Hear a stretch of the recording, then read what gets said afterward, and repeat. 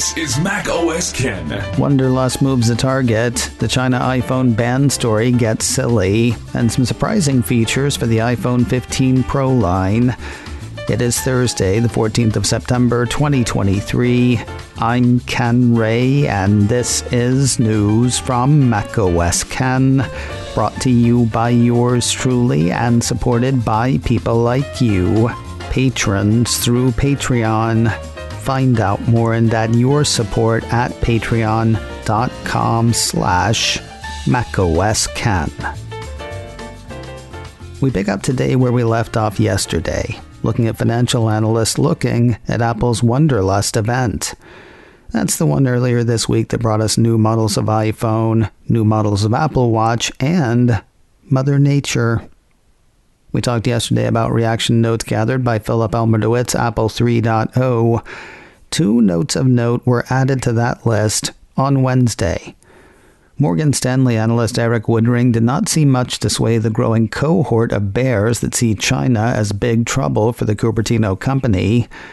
While that, plus Apple's place in the DOJ trial that started this week against Google, plus crappy hardware sales of late aren't his favorite, Woodring says his firm's overweight rating reflects a longer-term view that iPhone, services, and gross margins will allow Apple to keep outperforming its peers.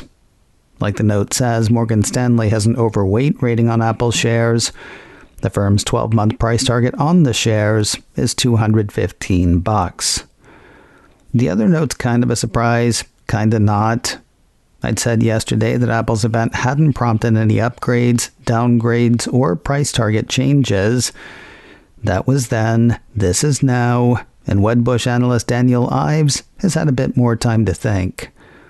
While a lot of analysts were disappointed that Apple did not raise the price of the iPhone 15 line, iPhone 15 Pro Max kind of not included, Ives sees that as a plus that will result in an incremental 8 million to 10 million units globally during this launch cycle.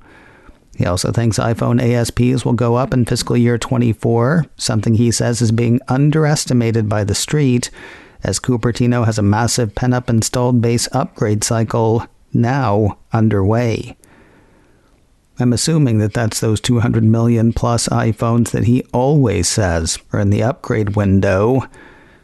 Not sure whether he's right or wrong, but he is consistent. Ives has an outperform rating on Apple shares. He used Wednesday's note to up his price target on the shares from $230 to $240. Do you remember the story that rocked the Apple world last week? Not in the good way. I know these days last week tends to feel like 8 weeks ago, so let me remind you. Last week, the Wall Street Journal, Reuters, and Bloomberg all ran stories that had some segments of the Chinese government saying not only could their employees no longer use iPhones for official purposes, they couldn't even bring the phones with them to work. That word came from a few unnamed sources. While the reports did say that no official statement had been made, the reports were also treated as fact, leading the skittish to sell, wiping out over $200 billion of Apple's market cap in a couple of days. Then came a statement that seemed to refute talk of a ban. According to a report from Apple Insider, the China Foreign Ministry officially stated that products and services of any country are welcome as long as they comply with China's laws and regulations. As I said here Monday, one of the things a lot of people who love Apple hate about the company is how quickly and strictly it complies with China's laws and regulations. And yet, some, including Apple Insider, saw the China Foreign Ministry statement as vague. China has now made its stance clear. On Wednesday, another piece from Apple Insider had Foreign Ministry spokesperson Mao Ning saying in a statement, China has not issued laws, regulations, or policy documents that prohibit the purchase and use of foreign brand phones such as Apple's, but recently we did notice a lot of media exposure of security incidents related to Apple's phones. Yeah, okay, so that last part, still vague. Could have been in reference to the patches for zero-click exploits Apple issued last week and this week. Could have been something else. That part was not made clear. What was made clear, no ban on iPhones in China. Now, if somebody could tell the U.S. National Security Council, that'd be great. On Wednesday, the same day that China's foreign ministry made its explicit no ban clarification, 9 to 5 Mag had NSC spokesman John Kirby saying of the ban, it seems to be of a piece of the kinds of aggressive and inappropriate retaliation to U.S. companies that we've seen from the People's Republic of China in the past. What's not funny, is how this whole thing started.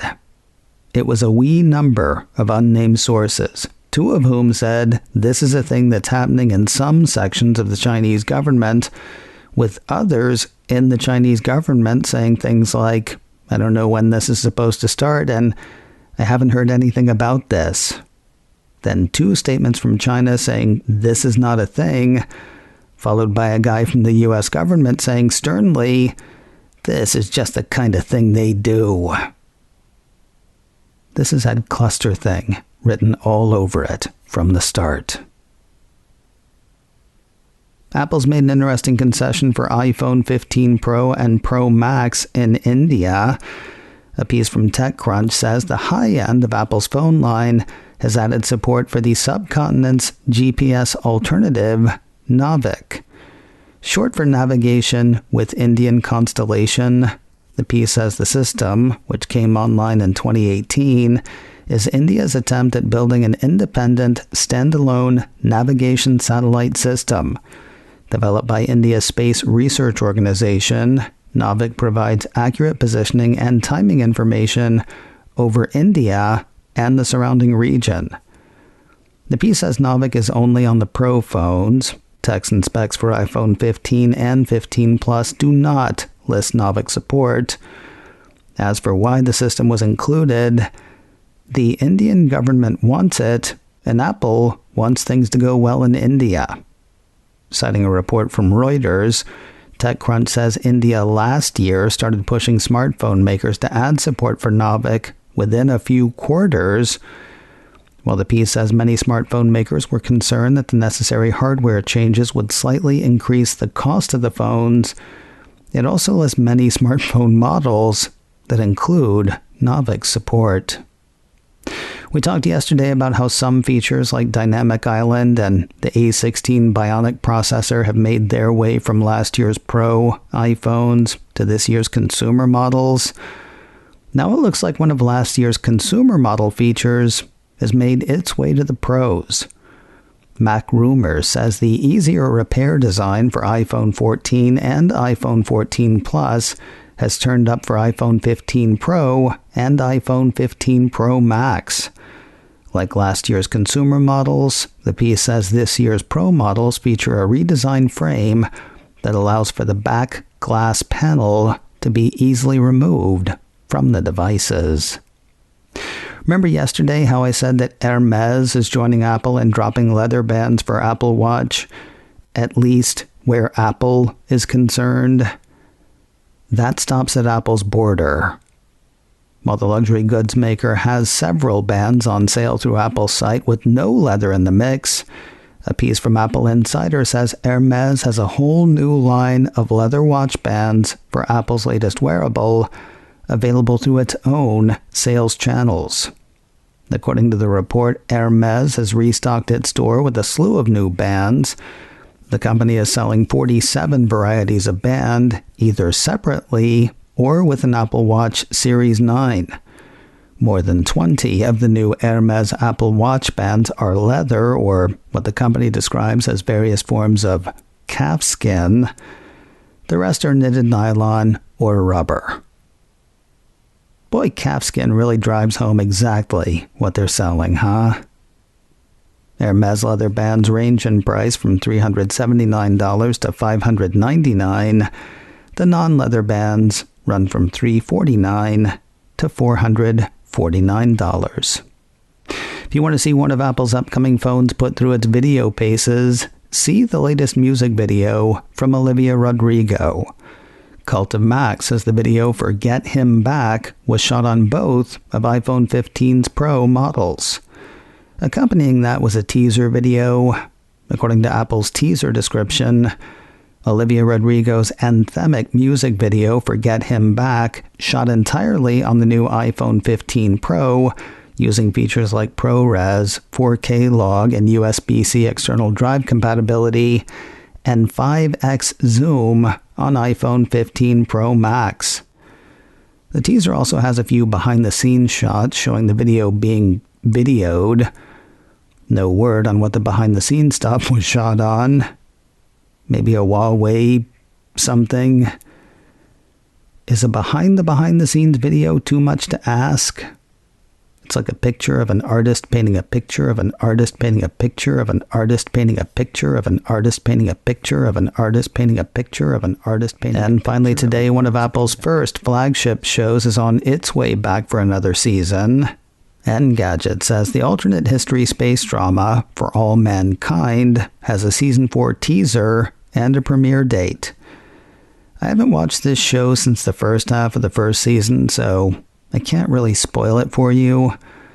When it began, the show was set in the 1960s. The US and the Soviet Union were racing to be first to the moon, and the Soviet Union won.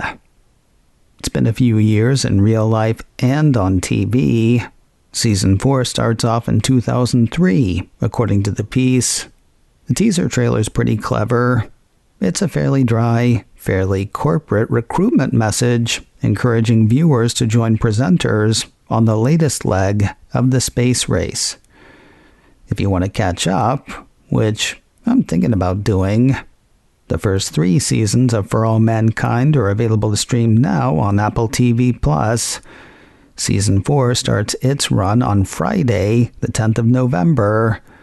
You can watch the Season 4 teaser on YouTube. macOS Ken, brought to you by me and supported by people like you, patrons through Patreon. Find out more and add your support at patreon.com/macosken. Advertising handled by Backbeat Media, online at backbeatmedia.com. You can reach me a couple of ways. info@macosken.com or call 716-780-4080. Until next time, that is news from macOS Ken. I'm Ken Ray.